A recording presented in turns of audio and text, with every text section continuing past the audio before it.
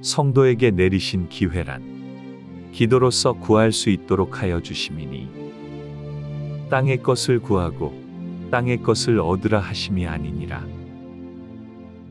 땅의 것은 겨우 100년을 넘지 못하나 하늘의 것은 기한을 알 수 없는 영원이니라. 사람이 육을 가지고 있음에 인간적인 한계를 넘지 못해 늘 자신의 사고 속에 넘어지기를 반복하니 일어서고 또 일어선다 해도 다시 자기의 생각으로 넘어지더라. 입문한 성도들의 기도를 보여주십니다. 어느 날은 자신의 서름에 겨워, 어느 날은 자식을 위해, 어느 날은 슬픔을 가지고 구합니다. 사람의 간절함이란 자신의 힘으로 되지 않는 어려움을 이겨낼 수 있도록 하여 주시옵소서 함에 있으나 성도의 절실함이란 자신의 신앙심을 지키고 하늘 사람으로 거듭남에 있으니 사람이 원하는 간절함과 성도로서의 절실함이 다름을 알아야 한다고 하십니다. 성도의 하루는 잘 죽기 위해 살아가는 하루라고 하십니다. 땅의 모든 사람은 죽음을 두려워합니다. 성도도 죽음이 두려울 수 있습니다. 그러나 성도가 죽음을 두려워함은 아직 자신을 완성하지 못함에 있습니다. 육으로 주신 기회를 잃게 됨이 두렵고 무서운 것입니다. 육이 있기에 기도드릴 수 있고 육이 있기에 다음의 일사에 쓰임이 되어 하늘 자녀라 하실 수 있으니 육이 있는 동안 부지런히 익히고 노력하여 그 자리에 서야 곧 하늘 사람으로 거듭날 수 있다고 하십니다. 하늘 사람으로 거듭나지 못하면 아무런 숙제를 하지 않은 것이 되니 곧 그의 죽음은 땅의 사람의 죽음과 같게 됩니다. 그때에는 죽음이 땅에서의 가장 큰 종말이며 공포가 된다고 하십니다.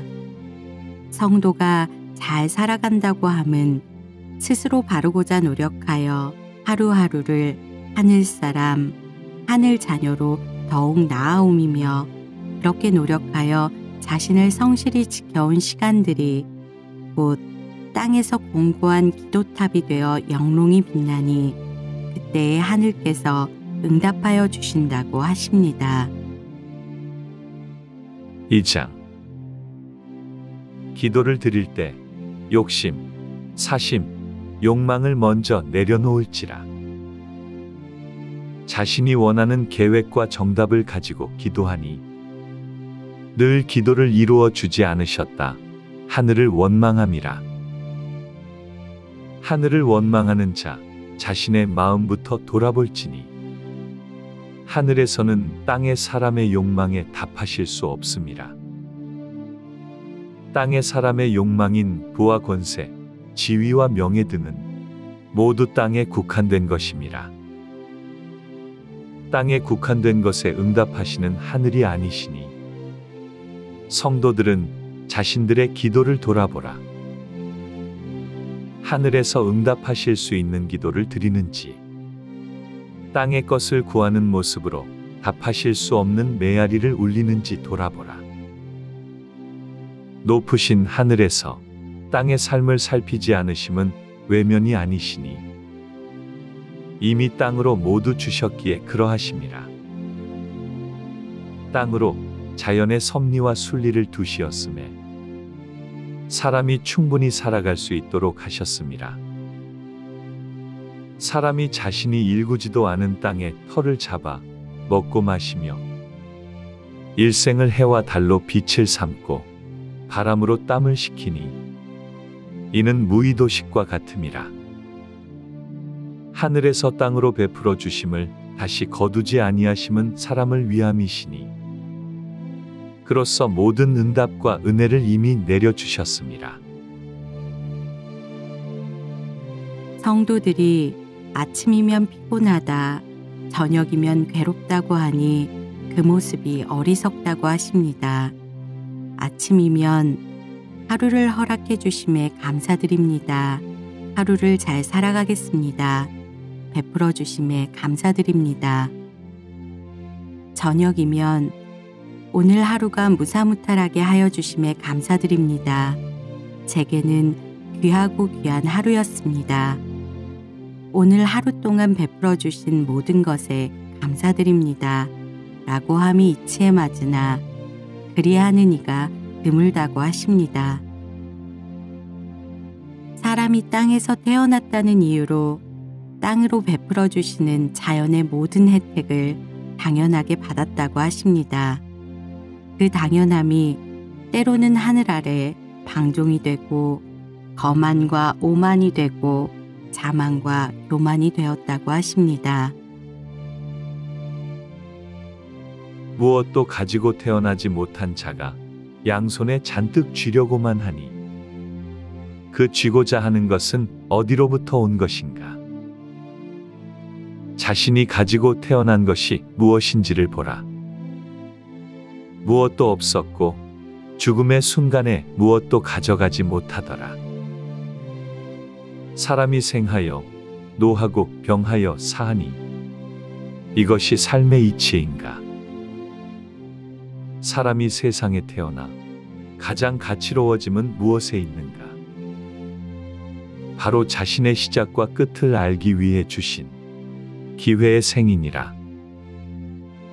자신의 시작은 어디로부터 비롯됨인지, 자신의 끝은 어떠해야 하는지가 땅에서의 숙제이라. 땅에서 앉고 서고 걷고 달릴 때 그 걸음의 끝이 어디인가? 사람이 걷다가만 죽는다면 그 사람은 걷기 위해 태어난 것인가? 사람이 앉아 있다가만 죽는다면 그 사람은 앉기 위해 태어난 것인가? 사람의 삶이 이처럼 단조로우니 제 아무리 호의호식 부귀영화를 누린다 한들 종결이 같음이라. 성도는 땅의 삶이 부럽지 않아야 함이라. 옷 한 겹이 없고 양손으로 쥔 것이 없어도 전혀 서럽고 슬프지 않으니 이는 하늘에서 살피시는 땅에서 성도로 내리신 기회의 삶을 살고 있기 때문이라. 성도는 땅에서 위축되고 의식하지 않으니 하늘에서는 땅의 법을 세우신 바가 없으시고 땅의 법은 그저 자연의 순리를 거스르지 않음에 있도다. 이제 성도가 하늘의 말씀을 받들어 그 하루를 살아가니 이는 새 삶을 주심이라. 하늘의 말씀이 함께 하심에 가장 강한 갑옷과 검을 가지게 됨이니 강한 갑옷은 비와 바람, 거센 폭풍을 물리침이며 검은 위해를 피하게 하니 곧 유일한 힘이 될지라. 하늘 사람에게만 입히는 갑옷이요 검이니 땅의 사람은 그 모습조차 보지 못해 구할 수조차 없게 되더라. 말씀으로 성도들은 개념이 달라야 하는 거예요. 성도의 개념이 땅에 있어 땅의 계산법으로 통장에 돈이 쌓이면 좋고 줄어들면 불안한 삶이어서는 안 돼요. 땅의 것에서 성도가 자신의 육을 지켜 바르게 회복하도록 신앙할 수 있는 기회를 주신 것이지 땅에서 이루라고 하신 것이 아니에요. 땅에서 익힌 것으로 세상은 살아갈 수 있으나 하늘께서는 그 쓰임이 없으니 이때 이 시기를 바르게 살아간다는 것은 하늘의 도와 예를 익혀야 하는 것이에요. 자녀가 부모를 향해 항시 그 마음을 섬기듯 성도의 마음에는 하늘을 향한 그리움과 섬김이 있어야 해요.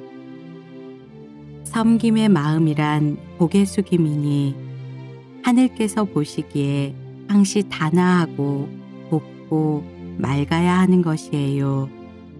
하늘 사람에게는 그 소리가 있으니 물소리, 빗소리, 불소리가 함께해야 해요. 물소리로 자신의 귀를 씻고 빗소리로 자신의 눈을 씻고 불소리로 자신의 몸을 씻어야 하니 세상의 것으로 성도의 길이 방해받아서는 안 되는 것이에요. 성도에게는 땅의 것과 하늘의 것이 섞여 공존할 수 없다는 뜻이에요. 라고 하셨습니다. 3장. 사람의 육은 버려질 것이고 벗게 되는 것이니 그 육을 벗을 때 성도에게는 크신 비돛을 내리시더라. 육을 벗은 성도는 그제야 하늘로 오를 수 있으니 땅의 삶에 마음둠이 없도다.